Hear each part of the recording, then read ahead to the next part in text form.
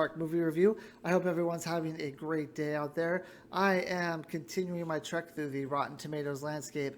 I am attempting to view and review all 206 movies that have a 100% fresh rating on Rotten Tomatoes. So there are more movies actually that have a 100% fresh rating, but I'm taking out the documentaries, and I'm only doing the ones that have at least 20 critics who have led to this 100% rating. So there are some other movies that have 100% ratings, but only 5 or 6 critics, so I'm not doing those ones. I started in the 1920s silent movie era, and I'm working my way to 2022. I am on the 1932 Japanese film I Was Born But, still black and white, and I do have to make a correction. When I reviewed the 1928 movie The Man Who Laughs, I said that that was our last silent picture and that I would be wrapping up the silent pictures. I said that because we were heading into Frankenstein, M, Public Enemy. They were all not silent, and I knew the artist wasn't on this list, but I was still wrong because this movie is a silent movie out of Japan. So I apologize for that. So this movie revolves around two children named Kenji and Ryoshi who have moved into this new town in Japan. Their father is Yoshi, who has gotten a new job there, and their mom is, I believe her name is Haha, but they never say her name. I had to look it up on IMDb, but her name I think is Haha. Anyway, so these kids are starting at a new school. The first day they go there, they're kind of bullied by this large group of kids. So they kind of decide that they don't want to go to school anymore for fear of being bullied. So this movie focuses on a few different days, but one of the days it focuses on is the day that they just decide to skip school. Their father wants them to get good marks in school, basically A pluses, but they call them E's for excellence in the movie. So he wants his children to get E's. So they know that they're going to be taking, at least one of them knows that they're going to be taking a calligraphy class. So they just take a piece of paper, do some calligraphy, and have one of their older friends sign it so that they can deliver it to their father and be like, hey, we went to school.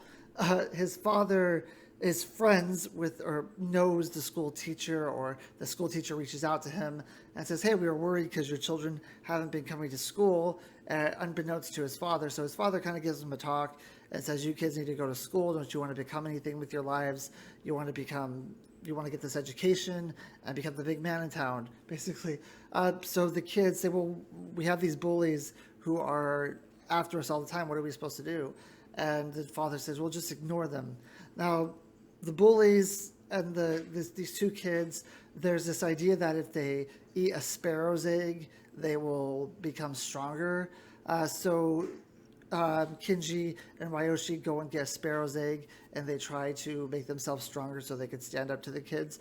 But eventually what they decide to do is they decide to get their older friend to step in and kind of tell these group of kids that if you pick on them again, I'll come after you, type of thing. So that kind of sways the power a little bit, and now these two kids are kind of like the new cool kids, because the bully is not allowed to be a bully anymore. So he's kind of put in his place. So now we have Kenji and Ryoshi, friends with these group of who were bullies before, and their dad Yoshi works for one of these kids' fathers.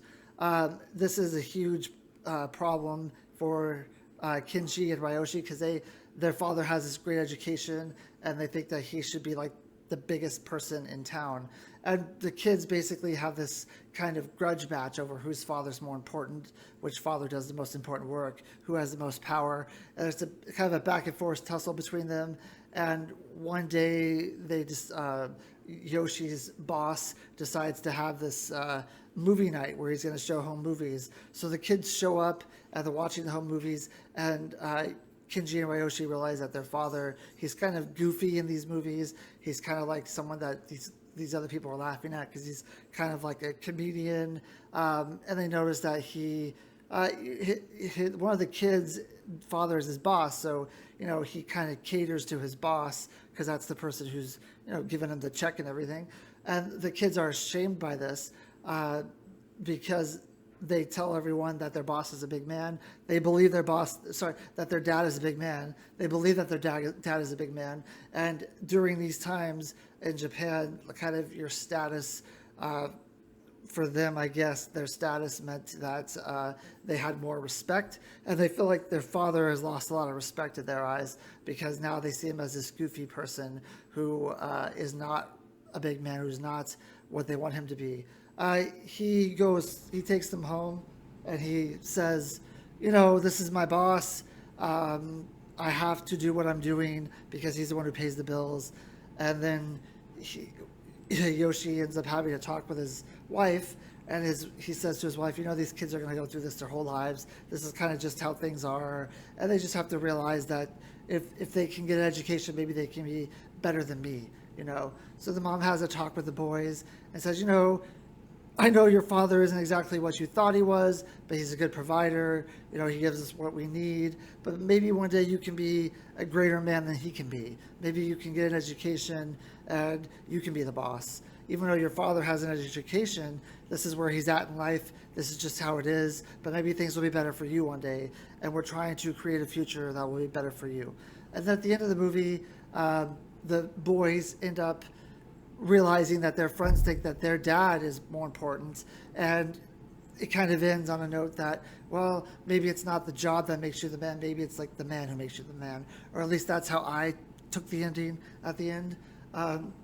So that's basically the movie in a nutshell. I really, really enjoyed this movie. There were a lot of points in the middle that I thought kind of dragged, and I thought like the bullying parts maybe were a little bit long. But overall, I thought it was really good. Silent movies for me are, especially, I think I said this before, but I think that every movie with children should be silent because they're much better, at least in my opinion, at kind of miming than they are at acting, a lot of them. And in this movie, the kids do a really good job of kind of displaying the emotion without using words. The father is very endearing. He does a very good job of kind of trying to remain the strong stoic figure, but also trying to have some emotion and instill some sense of respect into his children, and a sense that education is important. So he does a very good job in what he's trying to do. The mom is kind of a background character, which is unfortunate because I think that she would have been able to shine as well. The cinematography in this movie is great. And like I said in The Kid, and I believe I also said it in The Gold Rush, this movie it's all piano in the silent movie film, which I love.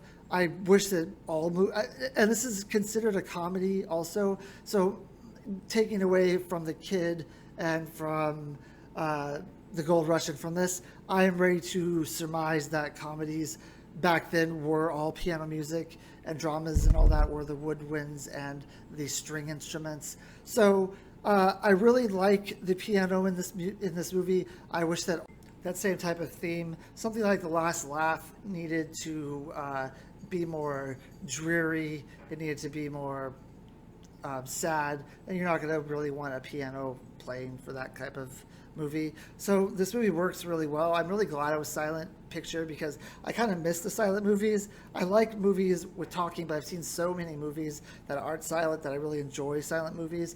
And this is considered one of the best movies from Japan as far as early works go, and I can see it.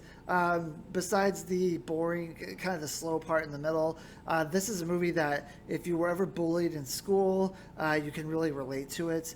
It really is believable, and if you find out when you're younger, you idolize your parents when you're younger, and then maybe when you get older, you realize that they aren't what you thought they would be. They're not this great pillar of the community. They're not this genius. They have a job, but it's not of the importance that you thought it was. So it's completely believable, and it's relatable to today. And when you're going back to 1932, trying to find a movie that's relatable today is not always easy. So I thought this movie was really good, and it's ahead of its time, really. It's timely then, it's ahead of its time. So I thought it was great. I'm going to give it an 8.5. Thank you. I hope you have a great day.